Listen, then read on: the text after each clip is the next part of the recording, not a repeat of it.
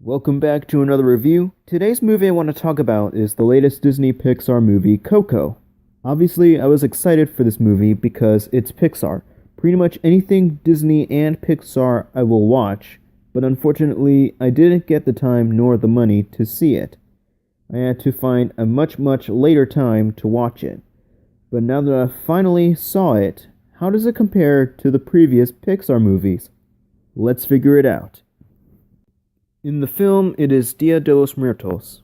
We see this kid named Miguel who dreams of being a musician, like his idol, the late Ernesto de la Cruz.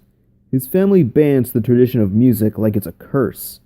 He then takes a guitar from Ernesto's crypt, and he gets transported to the land of the dead. What my thoughts are, they obviously took some inspiration from the Book of Life, another film related to the Hispanic holiday. But here we get to explore the land of the dead, or as I like to call it, the land of the remembered.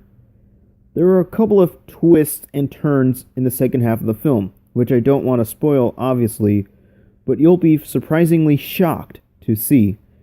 My favorite part is during the movie there's a contest. Miguel signed up and a song for it, and it really reminded me of my times in Mexico. This movie makes me want to make a shrine for the deceased loved ones in my family. For the animation in this movie, it is really beautiful to look at, mainly for the land of the remembered. It's like they added in a lot of layers and like millions of lights and colors. What also intrigues me are the people of the land of the remembered. We see a few of them as both human and in skeleton. It makes me wonder what I look like in their world in skeleton. And one more thing, I'll never forget that I saw an Easter egg at the beginning of the movie. Well, let's just say I hope you saw the first Toy Story movie to realize it. For the characters, there's Miguel, that kid who wants to be a musician just like Mr. De La Cruz. There are times where he can be selfish, but I can see why. He is just a boy who wants to follow his dreams. There's his grandma. She really enforces the no music policy, as shown because she prefers her family to just make shoes. It also proves it too. Like in one time she beaten up a mariachi man. While the rest of Miguel's family are just there's one exception, and that is Miguel's great-grandmother. She does become prominent in the story, but that happens later. Because then again, I do not want to spoil it.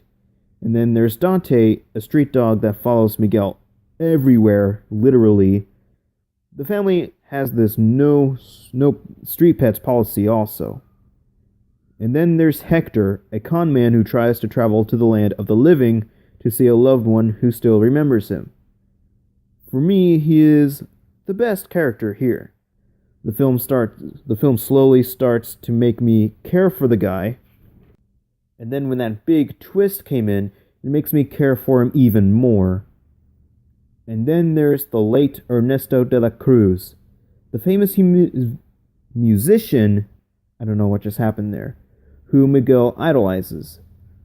How he died I found cartoonish.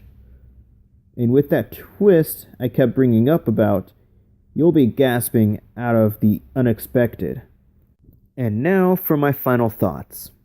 As a whole, Coco is another great Disney Pixar movie that I'm sure would be remembered, like, forever.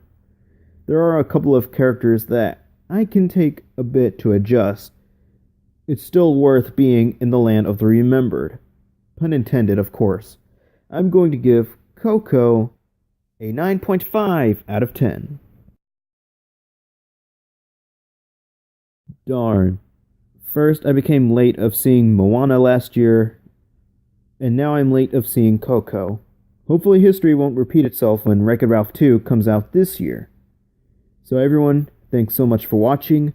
Don't forget to like the video, comment down your thoughts on the movie, and as usual, have a great day.